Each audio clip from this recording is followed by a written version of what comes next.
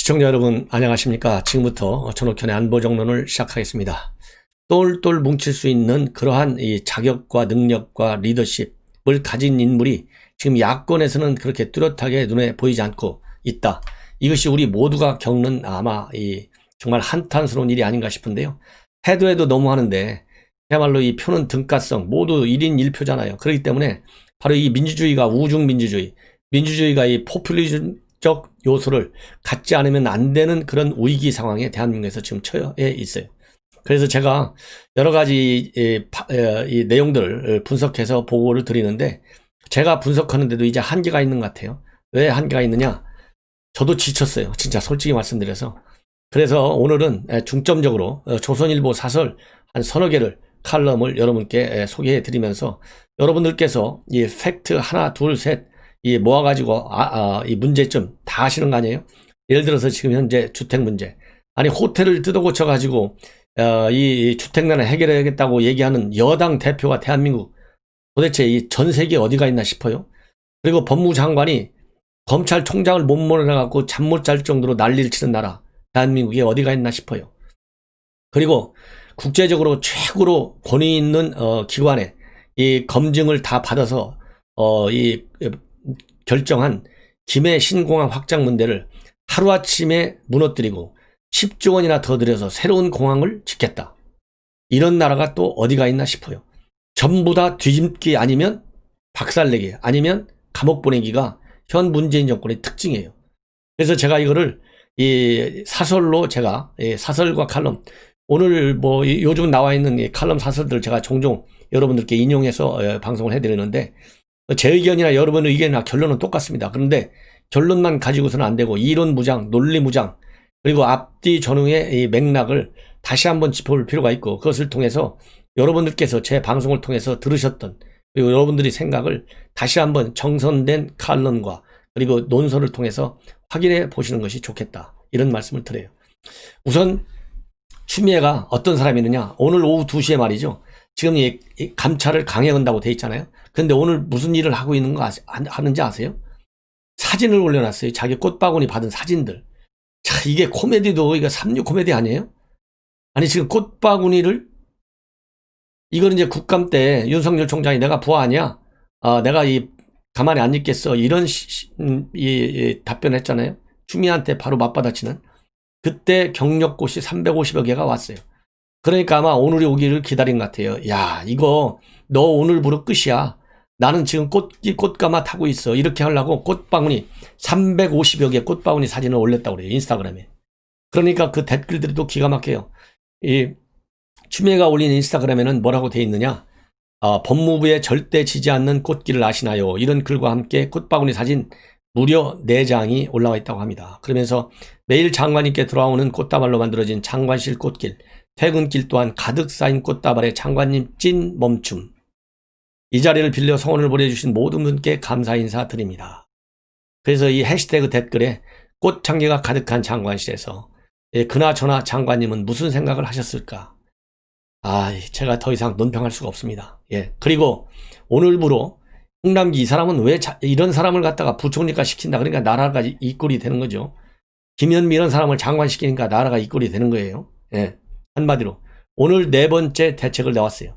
이낙연이가 상가 호텔까지 다 긁어서 전셋집, 월세 대란, 전세 대란 막겠다고 한 거 아니에요? 그래서 그거를 정책이라고 만들었어요. 이런 사람 머리 수준 정말 평생 공직했다고 하는데 참 영혼이 없는 공무원인 것 같습니다. 가끔 또 쇼도 해요. 사표 쇼. 아이고 정말 제가 할 말이 없어요. 그래서 제가 칼럼으로 대신하겠습니다. 오늘 발표한 내용, 상가 호텔을 긁어 모아갖고 11만 가구 전셋집을 만들겠다. 향후 2년간에 걸쳐서. 그래서 전국에 11만 4천, 수도권에 7만 가구 임대주택을 공급하겠다는 거예요. 여기에 대해서 여러분들 칼럼으로 대신하겠습니다. 그리고 김현미, 죄송하다는 말은 했지만은 이런 사람 죄송하다고 말하지 말고 바로 좀 집에로 가졌으면 좋겠다, 이런 말씀을 드리고요. 그 다음에 공수처장 이 추천위원회 어렵게 열렸는데, 어제부로 여권이 주도해온 이런 추천위원회가 이제 사실상 종료하겠다는 공식 입장을 밝히고, 여당은 야당의 이 공수처장 후보 추천 비토권을 없애는 법 개정안을 바로 강행한다. 이런 말씀을 드립니다. 예. 이제 한 4개, 3개 또는 4개 정도로 시간을 봐가면서요, 말씀을 드리겠는데, 여러분들 절대 건너뛰지 하지 마시고, 시간이 되시는 분들께서 끝까지 읽어주실 것을, 들어주실 것을 정말 당부합니다. 정말 저도 우라가 터져가지고, 제가 다른 내용들 일일이 말씀 안 드려도 다 아는 내용들이에요. 내용, 팩트 자체는. 논리의 기승전결을 여러분들께서 꼭 알아주십사. 이런 취지에서 제가 사설을 읽어드리니까요. 꼭 좀 들어주십시오. 끝까지. 예. 첫 번째 조선일보 사설입니다. 예. 손님 없는 호텔 개조의 전세로 국민 우라까지 돋운다. 정말 우라 터지잖아요. 예, 이낙연 이런 사람이 참 차기 재선에 나오면 나라 말아먹고 또 말아먹죠. 절대 찍으면 안 돼요. 예. 자, 사설을 읽어드리겠습니다. 정부가 호텔, 공장, 상가 등을 사들여 전 월세집으로 공급하는 것을 포함한 전세 대책을 오늘 내놓을 예정이다. 뭐 오늘 나왔어요. 이게 19일자 사설인데 지금 방금 전에 나왔습니다. 11만 4천 가구 2년간에 걸쳐서. 당초 어제 발표할 예정인데 경제부총리의 일정을 이유로 미뤘다. 이게 일정이 뭔지 압니까? 대통령 수행한다고 따라다니다가 이렇게 중요한 대책을 하루 늦게 발표하는 거예요. 기가 막히지 않아요? 예. 그 일정은 문 대통령의 일정에 참석하는 것이었다. 뛰는 전 월세값 때문에 서민은 숨이 넘어갈 지경인데 대통령 수행이 더 긴급했던 모양이다. 정부는 지난 11일에도 부동산 대책 관계 장관 회의를 열 예정이었으나 아무 설명 없이 취소했었다. 전세 대책엔 LH 등 공기업이 코로나 사태로 타격 입은 호텔, 상가, 공장 등을 매입해 전 월세집으로 개조한다는 내용이 포함될 것이라고 한다. 그러나 숙박 업무용으로 지은 건물과 사람이 생활하는 주택은 개념 자체가 다르다. 상업용 건물은 소음, 대기질 등 주변 환경이 거주에 열악하고 학교 보유시설 같은 생활 인프라 등이 갖춰지지 않은 경우가 많은데 이것을 개조한다고 제대로 된 주거지 역할을 할 수 있겠나. 정부가 국민의 주거지 문제를 무슨 난민 수용소처럼 다루듯 대한다. 온라인에는 벽도 얇은 호텔방에서 아이들과 어떻게 살란 말이냐. 난 방직공작, 친구는 모텔에 살아요. 라는 조롱글이 올라오고 오거, 호텔 거지라는 신조어까지 등장했다. 정부는 사람이 살고 있지 않은 빈 연립주택, 빌라도 사들여 공공임대주택으로 공급하겠다고 한다. 서울의 빈집은 2천 내지 3천 호에 불과하고 대부분 직주 근접성과 교육 환경이 열악한 곳에 있어 전세난 해소에 도움이 안 된다. 오죽 답답하면 이럴까 싶기도 하지만 발상의 황당함에 혀를 차게 된다. 지금의 전월세 대란을 촉발한 직접적 원인은 정부 여당이 억지로 강행한 임대차 3법이다. 큰 문제를 일으킬 거라는 경고가 끊이지 않았는데 오기를 부렸다. 이 반시장적 법조항을 고치는 것이 가장 시급한 해결책인데 임대차 3법 개정은 절대 안 한다고 한다. 오기에 이은 아집이다. 그러나 뾰족한 수가 없을 턱이 없다. 경제부총리가 확실한 대책이 있다면 벌써 내놨을 것이라고 실토할 지경이 됐다. 급기야 호텔방 개조 같은 황당한 아이디어까지 나왔다. 하루빨리 오기, 아집을 버리고 임대차법을 고쳐 전세 시장을 정상화해야 한다. 이거 정말 눈물 없이는 정말 들을 수 없는 그런 칼럼입니다. 자, 이 가덕도 신공항 기가 막히잖아요.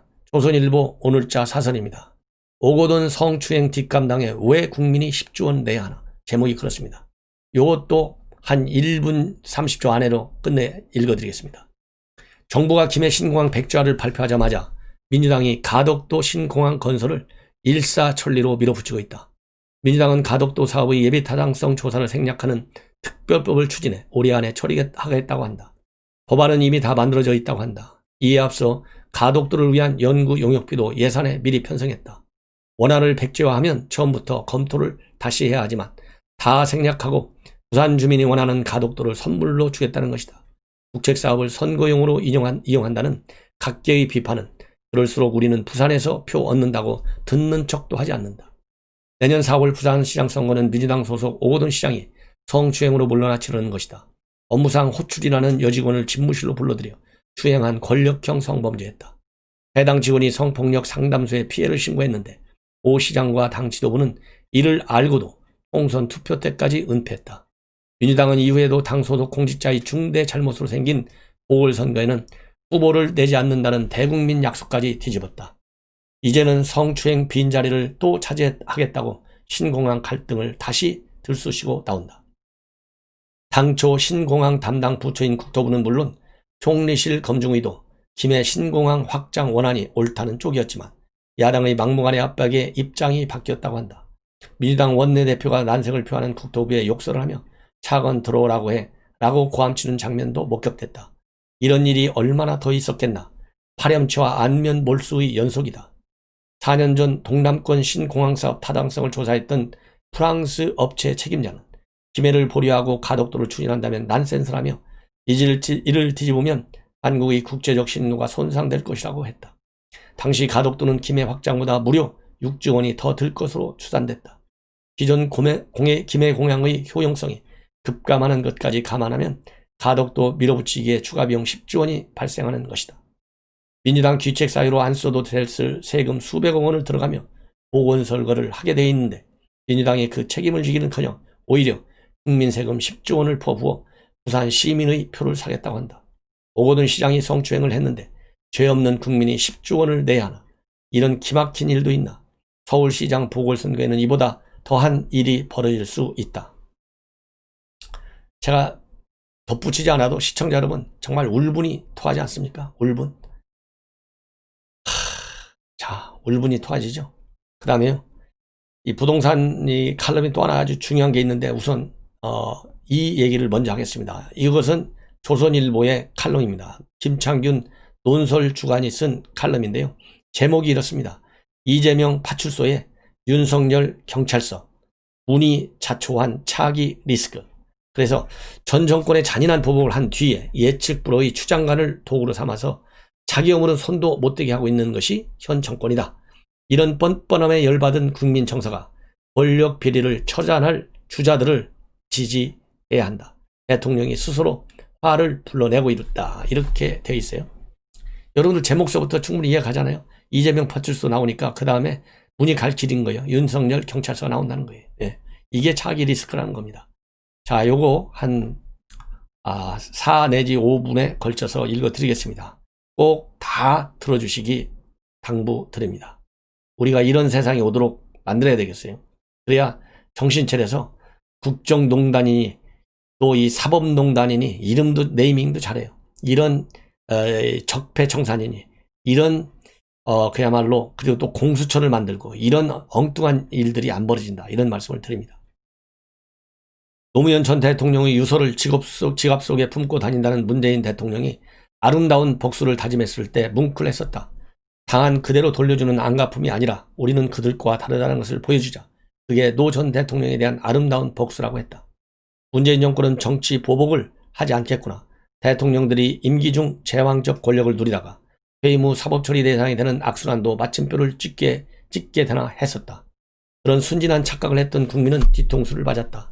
문재인 정권의 정치 보복은 역대 어느 정권보다 가혹하고 잔인했다.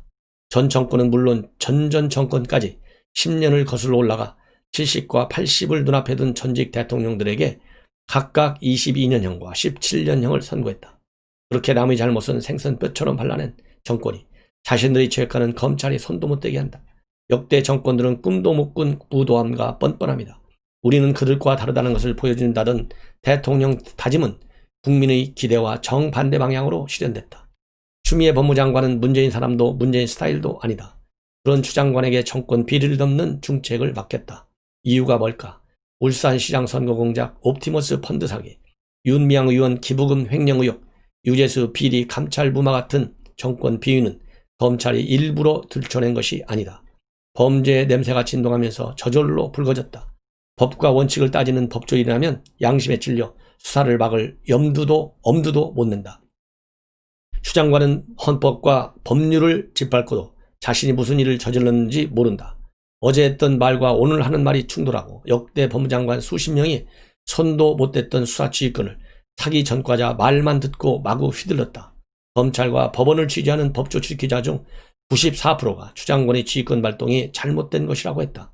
권력 수사를 하는 검찰 지휘부를 공중분해한 인사에 대해서도 84%가 부정적이었다. 언론, 매체 등 절대 다수가 친정권이고 법조 출입기자 연배는 정권 지지의 절대 강세인 30대, 40대가 추측이다. 그런데도 추장관 행태에 고개를 저었다. 추장관이 광인 전략을 쓴다고들 말한다.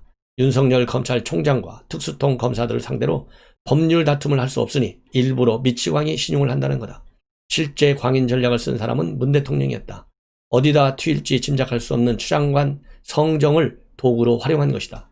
이 전략은 단기적으로 권력비리 수사를 차단하는 효과를 봤다. 그러나 장기적으로 화를 키운 것일 수 있다. 이재명 경기지사가 대선 주자 선두구로 치고 나왔을 무렵 전직 의원은 그가 집권하면 나라를 어떻게 뒤집어 풀지 솔직히 걱정된다고 했다. 그러면서 한 가지 우연이 된다고 했다. 이재명이라면 문재인 정권의 최상을 확실히 파헤친다는 거다. 문정권 내 지지 기반이 취약한 이 지사가 강세를 보이는 것은 정권 코드에 충실한 이낙연 비상대표와 차별화가 중도층의 호소력을 발휘한 덕이다. 며칠 전 윤석열 총장이 대선 주자 1위로 나온 여론조사가 발표된 날 저녁 자리에서도 비슷한 말을 들었다. 평생 범죄와 씨름해온 사람에게 국가 운명을 맡긴다는 것은 난센스다. 그래도 그가 대통령이 되면 문정권이 덮고 지나가려는 범죄들을 제대로 손보지 않겠나. 상상만 해도 후련하다. 권력 비리 수사를 막기 위해 대통령이 배후 조정한 추미애 인형극이 국민 정서를 거스르지 않았다면 현역 검찰총장이 대선 주자 선두권에 부상하는 일은 없을 것이다. 차기 대선 주자를 평가하는 기준으로 정권 비리 처단 의지가 거론되는 것 자체가 처음 있는 일이다. 유권자들이 자기 허물을 뭉개고 가려는 문재인 정부 행태에 열받았다는 징표다. 엊그제는 윤석열 총장이 야권 대선 후보로 나설 경우 여당의 이재명 지사, 이낙연 대표와 각각 오차 범위 내 승부를 벌인다는 가상 대결 여론조사도 나왔다. 여당 후보 적합도 조사에선 이 지사가 이 대표를 미세하게 앞섰다. 이 조사대로라면 여당 이재명, 야당 윤석열의 맞대결이 성사된다는 얘기다. 선거가 1년 반이나 남은 시점에서 가상 대결 여론조사는 재미삼아 보는 점괘만큼이나 허망하다. 그러나 이재명, 윤석열이 맞붙는 대선은 문 대통령과 청와대 입장에서 상상만 해도 악몽 같은 시나리오다. 캥기고 찜찜한 일을 저지른 사람 앞에 파출소 아니면 경찰서 입구가 기다리는 셈이다. 셀프 면죄부를 발부하려는 대통령의 무리수가 자초한 차기 리스크가 아닌가. 참 이 정도가 됐요. 여러분들 참 정말 잠이 안 오죠. 잠이 안 오죠. 예. 자, 참고로 말이죠. 이 가덕도 공항과 관련해서는요. 이 김해 검증의 4명, 이 핵심 검증위원인데 보니 이 사람들은 정부의 이 지금 이용만 당했다. 이렇게 지금 비판을 하고 있습니다. 그러면서 이 정부가 이 가덕도 공항 내놓은 거 이와 관련해 가지고 검증위원이 총 21명 가운데 부산 등 특정 지역과 관련성이 적은 핵심위원 4명과 조선일보가 전화 인터뷰를 했어요. 전화 인터뷰를 했더니 이렇게 우리는 들러리만 섰다. 이런 강한 불만을 표명하고 있다고 합니다. 뭐라고 하고 있느냐. 김해 신공항 계획안 자체 문제가 있다 없다 라고 종합 결론을 내는 것이 아니라 국토부와 부울경의 각 측이 말이 맞는지 검증하는 것이었는데 이들이 낸 자료 자체가 없었다. 대립적인 주장에 대한 근거 자료를 계속 요청했는데 그에 맞는 자료가 오지 않아 판단하기가 힘들었다. 또 다른 검증위원은 뭐라고 밝히고 있느냐. 과학적 근거가 있어야 얘기를 하는데 자료가 없어 그럴 수 없었다. 이견이 생기려야 생길 수 없었다. 그리고 또 하나 검증위원은요. 어제 검증위 발표가 나오자마자 더불어민주당이 마치 기다리라기도 한 듯 가덕도 신공항 특별법을 추진한다는 말을 듣고 솔직히 황당하고 어이가 없었다. 여권의 답정너 전략에 들러리를 선 기분이다. 산을 그대로 두려면 지자체와 협의해야 하는데 그게 없어서 문제라는 법제처 유권 해석으로 근본 재검토 결론을 냈는데 황당하다. 예. 그리고 또 다른 의원 이렇게 하고 있습니다. 가덕도 신공항은 김해 신공항보다 더 부적절하다는 평가를 프랑스 전문기관에서 이미 받았는데 김해 신공항에 문제가 있다고 가덕도로 가겠다는 논리는 이해하기 어렵다. 요렇게 밝히고 있어요. 참 뭐 더 이상 제가 설명하지 않더라도 여러분들 뭐 충분히 짐작하실 수 있죠. 예. 그래서 제가 오늘 이 두 번째 방송에서는요. 이렇게 간단한 사실만 말씀을 드리고 여러분들께 사설로 제 의견과 한번 비교도 해보시고 여러분들의 울분도 한번 달래보시고 이러는 것이 훨씬 더 나을 것이다. 저의 의견은 이제 충분히 여러분들께서 다 아시는 거가 아니겠느냐. 이런 취지에서 지금 현재 말씀을 이렇게 드렸습니다. 그리고 방금 전에 지금 보도된 내용입니다. 문재인 대통령의 지지율이 42.5%. 이 부정과 긍정의 격차가 조국 사태 이후 최대치로 벌어지고 있다. 이런 말씀을 이렇게 지금 리얼미터에서 나왔어요. 당연한 것이죠. 잘못하고 있다 53.3%예요. 지난주에 51.0였는데 잘하고 있다는 지난주에 44.3였는데 42.5%로 푹푹 빠지고 있다. 이런 말씀을 드리는데 그 이유는 뭐겠습니까? 바로 가덕도 신고한 뜯어고치죠. 추미애 그냥 놔두고 추미애 계속 윤석열 쫓아내라고 뒤에서 박수치고 있죠. 그 다음에 부동산 대책 정말 형편없죠. 옵티머스 이 사건과 관련된 어처구니 없는 일들 일일이 제가 다 말씀드리지 않더라도 여러분들께서 충분히 짐작하고도 남잖아요. 이러니까 여론조사가 안 빠지면 그 여론조사를 신뢰할 수 없는 것이 되는 것 아니겠어요? 예. 그래서 이렇게 쭉쭉 빠지고 있다 이런 말씀을 드리는데 이렇게 10% 이상의 격차로 낮은 것은 조국 사태 10월 2주차 조사 이후 13개월 만이라고 합니다. 그래서 당시 최저 지지율이 41.4예요. 그러니까 이번에 42.5니까 4주 중에는 이제 최저치를 경시할 것 같습니다. 대부분의 지역, 광주와 전라를 제외한 지역에서 부정평가가 훨씬 높았다. 그리고 이 대구, 경북, 인천, 경기, 서울에서 부정평가가 지난주 대비 엄청나게 많이 상승했고요. 그리고 50대에서 70대 부정평가가 상당히 높게 나왔다. 이런 말씀을 드립니다. 그리고 지지정당별로 보면 정의당 지지층, 무당층층에서 부정평가가 훨씬 높았고 국민의힘 지지층에서는 부정평가가 무려 92.5%나 된다. 그리고 민주당도 빠졌어요. 32.3에서 30.0, 국민의힘은 2% 정도가 올라갔습니다. 27.3에서 29.5. 그러나 국민의힘 정신 차리십시오. 이렇게 제가 말을 하고 싶네요. 예. 자, 그리고요. 지금 현재 지금 윤석열 총장과 이재명, 이낙연의 1대1 구도의 여론조사를 했는데 이 상당히 둘을 속된 말로 물먹인 여론조사 아니겠어요? 이 여론조사는 어디에서 했느냐? 윈지 코리아라는 정치 컨설팅 회사에서 했어요. 근데 윈지 코리아가 누구 거냐? 여당의 전략동, 지난 총선 때 아주 이근형 전략 위원장의 그야말로 이 과학적 선거 전략에 대성공을 했다는 거 아니겠어요? 바로 이 사람이 이근형 씨가 이 윈지 컨설팅의 사실상 소유주다. 이렇게 나오고 있어요. 이 얘기는 결국 뭡니까?